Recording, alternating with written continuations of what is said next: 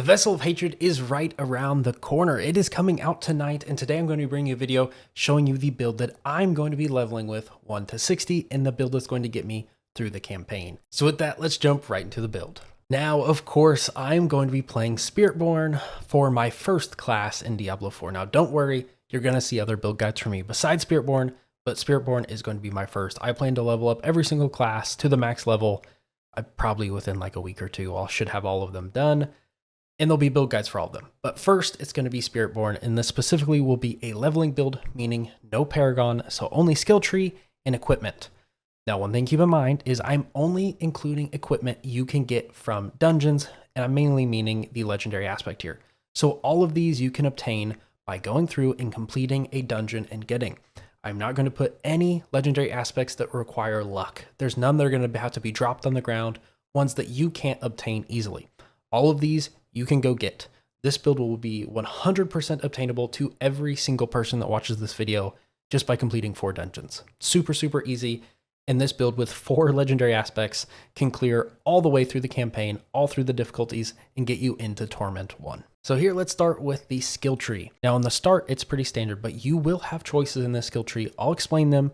So, depending on how you want to play, you might not follow this one for one.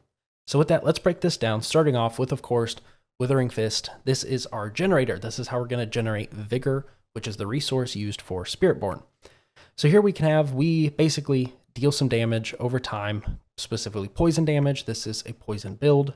We are going to take Enhanced Withering Fist, get us to the 2nd node, and also make sure we gain more Vigor as we poison enemies. Now, Accelerated Withering Fist. Normally, you don't usually take a 3rd point into your first skill just because it can kind of be a waste. And I will say, in the beginning, Accelerated Withering Fist is really, really strong at keeping you alive.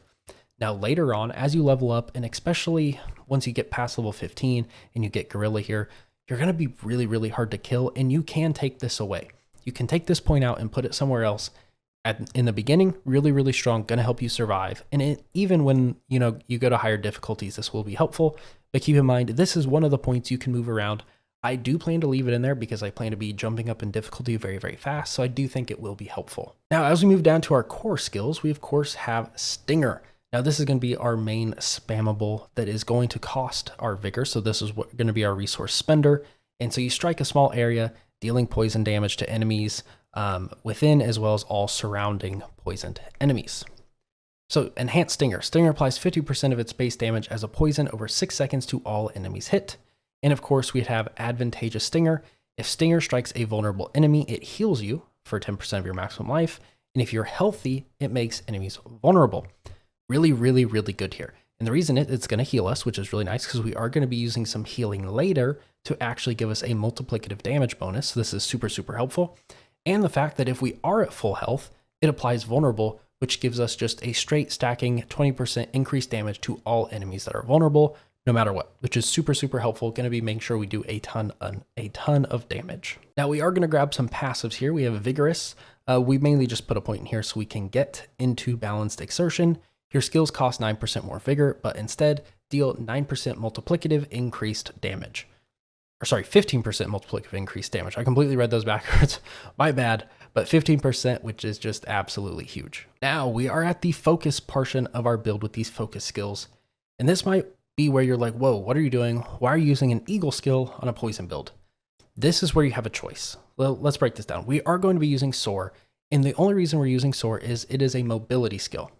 Now, it has the mobility skill, but it also has the benefit of applying vulnerable. So Soar's cloud remains around you for 4 seconds after landing and continues to make enemies vulnerable. Vulnerable damage is super, super helpful, going to be making us much, much stronger than we were before. Enhanced Store, basically, so if we hit enemies, critical strike, guaranteed. If not, 50% increased movement speed for 3 seconds. Best of both worlds, it's super great. You have a choice here. You don't have to choose Replenishing Soar. You can choose Measured Soar. Why would you choose Measured Soar? It makes you unstoppable for 4 seconds. Why is that good? Well, there's a few reasons. You can't be CC'd and unstoppable, but also you can spec into Unrestrained Power, where you will deal, if you upgrade this to 3, 12% multiplicative damage while unhindered or unstoppable. This will be happening a decent bit. Now I'm going to explain why I'm personally not going with this, and I'm also going to explain how you can if you would choose to. So as you can see here in the next tree, we're going to break down the skills here in a second. We can see we dip into anti-venom with 1 point to get to nourishment. Your healing is increased by 20% and you deal 9% multiplicative damage for 3 seconds every time you heal. Why did I choose this over the 12% here? We only are unstoppable for 4 seconds. There's only 2 things in this build that make us unstoppable or unhindered, and that is Soar and our ultimate ability, thanks to a passive down here, which makes us unstoppable for 6 seconds after we use our ultimate, which has a 40-second cooldown, or 36.9. The uptime is why I'm not choosing this 12%. I personally think it's more worth it to dip into the healing aspect to get this 9% multiplicative bonus. It is less, yes, but the uptime should be 100% because you should be constantly healing thanks to a few different perks. That's what I would do. Now say you don't want to do, you want to do the 12%, you remove a point from Soar, you put it into measured Soar, you remove all 4 of these points, and you do them just like that. Now you have your 12% when unstoppable or unhindered, and you can do it that way. Now how I'm going to do it, but it's your choice to make. I think both of these are incredibly strong, and as you get better gear and have more ways to become unhindered or unstoppable more often and have lower cooldown reduction, this is the way to go. But this is a leveling build where we have trash gear. This is going to be much more uptime and what I would recommend. Now again, late game, this is going to be better. It's more damage. But to start out with, I would recommend the other way. Now we do have some passives in the focus part of the tree. We're going to dip 1 point into focal point and then mainly just to get to apex. So you deal 9% increased damage to vulnerable enemies, double this versus elites, and we get diminishment. Vulnerable enemies deal 15% less damage to you. We are creating a lot of vulnerable enemies multiple ways. That is why I think replenishing Soar is better here as well. Now let's break down our defensive skills. We are going to be putting 1 point into Scourge, into Enhanced Scourge, so basically increased damage against crowd-controlled enemies, and then 1 point into Reinforced Scourge, where it grants 60% of your maximum vigor over 6 seconds. Overall, this is a decent ability. It's not going to be our damage dealer. It's just something to stack up more poison, and it is helpful overall. Now we already break down that I'm going to be picking Anti-Venom and Nourishment here. Again, that's your choice. And now let's get to a really big part of this build, and that is the potency. Now, as you can see here, we are speccing into Touch of Death, which is another way that we're going to be doing a ton, and I mean a ton of damage, thanks to the swarms.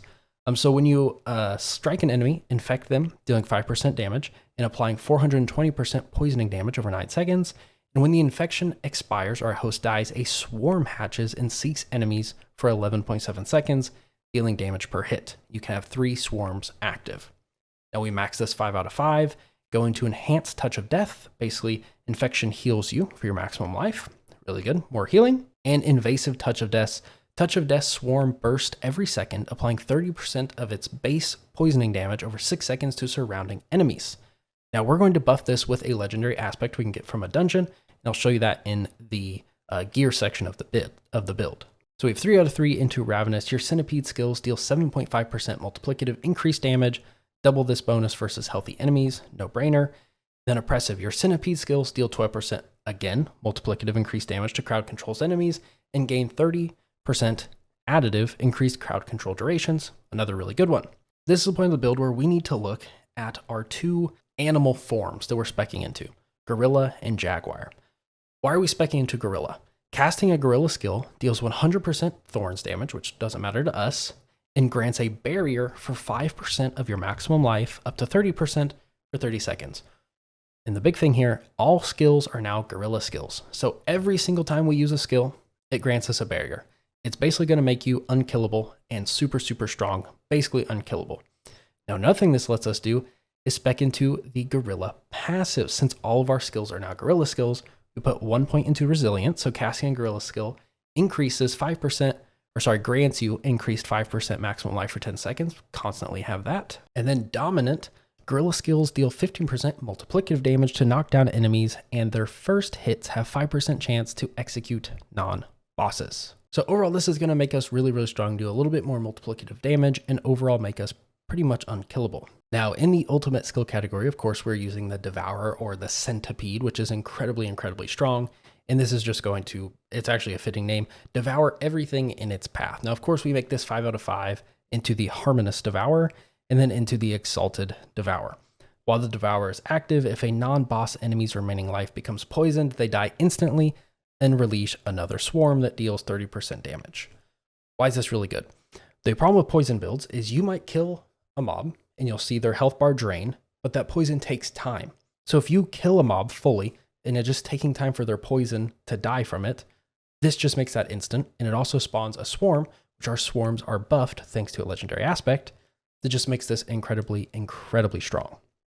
Now we are dipping into every single one of the ultimate passives, 3 out of 3 into resolution, increased ultimate skill grants, damage to elites, 1 point into spiritual attunement, which is just a vigor based one, into supremacy. So any enemies you kill while an ultimate skill is active grant an increasing stack of supremacy, each increasing your damage by 3% up to 30%. When an ultimate skill ends, you gain 5 stacks of supremacy, but you begin to lose 1 stack every second. Then we spec here into ultimate skill makes you unstoppable for 6 seconds, which we talked about earlier. And then finally here we have upon casting ultimate skill, the last different potency, defensive, or focus skill you cast prior to reset can be cast for free up to 3 times. What are we going to use here? Of course, we are going to use Touch of Death, our potency.